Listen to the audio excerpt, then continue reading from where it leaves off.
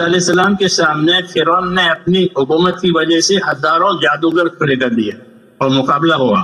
جادوگروں نے کہا موسیٰ کو آج ہرا دیں گے. ہم کو کیا ملے گا کہ تم کو بڑا عہدہ ملے گا. عہدوں سے چلانا، مانوں سے چلانا یہ کافروں کا طریقہ ہے، حکم سے چلانا یہ نبیوں کا طریقہ. یہ مقابلہ ہوا، انہوں نے جادو دکھایا. بہت سے سانپ زمین پر پھرنے لگے، رسیاں ڈالی، لوگ ڈر گئے. موسیٰ علیہ السلام کو بھی ڈر لگا.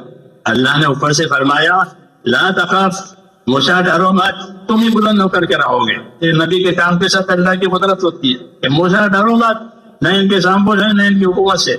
تم ایسا کرو کہ جو لاٹھی تمہارے ہاتھ میں ہے وہ پھینکو زمین پر. یہ حکم تھا. ہمیشہ حکم پورا ہوگا کہ قدرت ساتھ ہوگی. نماز چھوڑنے کے بعد قدرت ساتھ ہوگی، نماز تو پڑھی نہیں، تو حکم سے وہ لاٹھی ڈالی.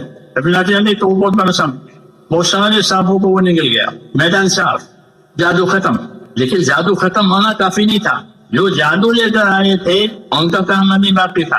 اور موسیٰ علیہ السلام نے ان کو پہلے دعوت دی تھی. نبی کا کام ہے وہ اپنی دعوت چلاوے. ہم اپنی دعوت نہیں چلاتے.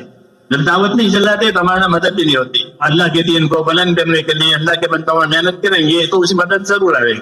کہ دیکھو تمہارا جادو ہے، اس جادو کو اللہ بھی اثر کرے گا. سمجھ جاؤ میری بات. جادو کرنے والے سب ایمان لے آئے. تھوڑی دیر میں ہزاروں آدمی ایمان لے آئے. یہ اللہ کی قدرت.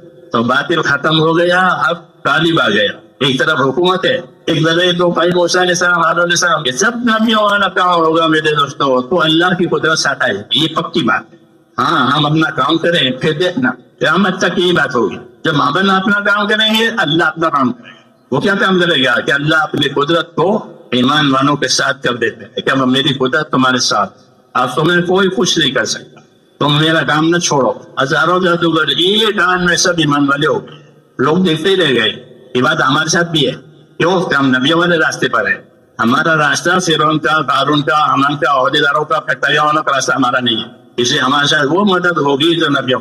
جب تک ہم دین پر نہیں چلیں گے قدرت ظاہر نہیں، اور جب تک ہم دین پر نہیں چلیں گے اللہ باطل کو فیل نہیں کرے گا. نبیوں کی محنت سے باطل فیل ہوتا ہے. اس لیے اللہ نے حضرت محمد صلی اللہ علیہ وسلم کو بھیجا. یہ سب کے لیے ایک ہی راستہ ہے، وہ محمد صلی اللہ علیہ وسلم کا ہے. اور ان کی طریق پر زندگی لانے کے لیے کہ ان کے کام کا یقین بنانا پڑے گا کہ جو بات اور جو طریقہ محمد صلی اللہ علیہ وسلم نے بتایا یقینی طور پر وہی حق ہے. مگر اس کا یقین پیدا کرنا پڑے گا، اپنے دین کے حق ہونے کا یقین. کیونکہ یقین آدمی کو چلاتا ہے، یقین نہیں ہوتا تو نہیں چلتا. اس لیے ہم کو ایک محنت دی ہے اللہ نے اپنے حکموں والی، وہ یقین پیدا کرنے کے لیے ہے.